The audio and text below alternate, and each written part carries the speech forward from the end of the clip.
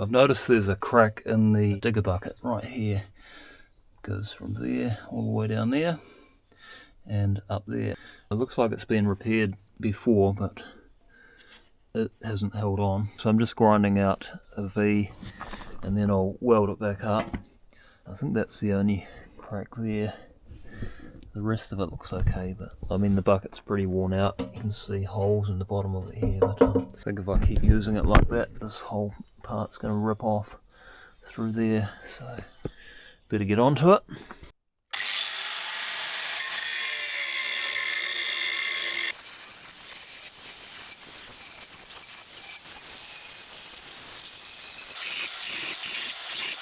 Alright, I can fill up that V now. I might as well run a piece of rebar along there, just because both cracks are heading to the edge, so that will give it a bit more strength, I think. I've disconnected the batteries, melt some rods into there, and should be good to go again.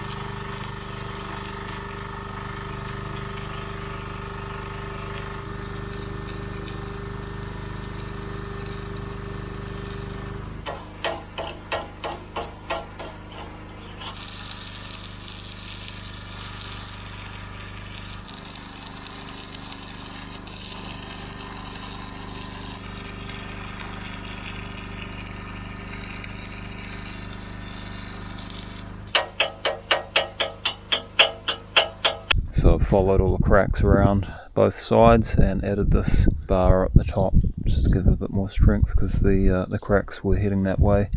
So yeah, hopefully we'll get a few more years out of it. She's had a pretty hard life. You can see up here, this part has broken at some stage on both sides, and yeah, they've welded it back on, so I'll have to keep an eye on that as well. If that starts letting go, I'll have to build it back up, but can't see any other cracks there. So only one thing left to do. We'll go and test it out and see if it holds together.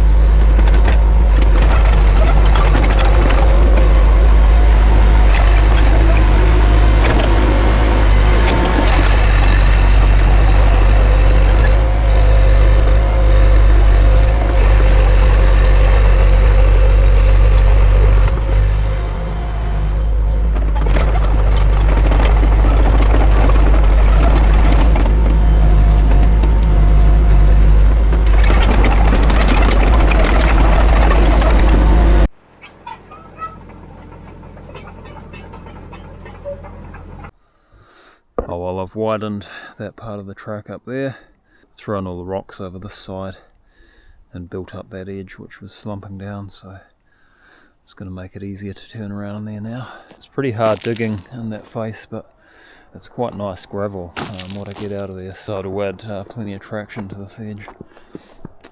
And just because we've had so much rain, it's kind of, the water ended up coming over here and eroding it, so I've just built that back up, and that's going to make it a bit better.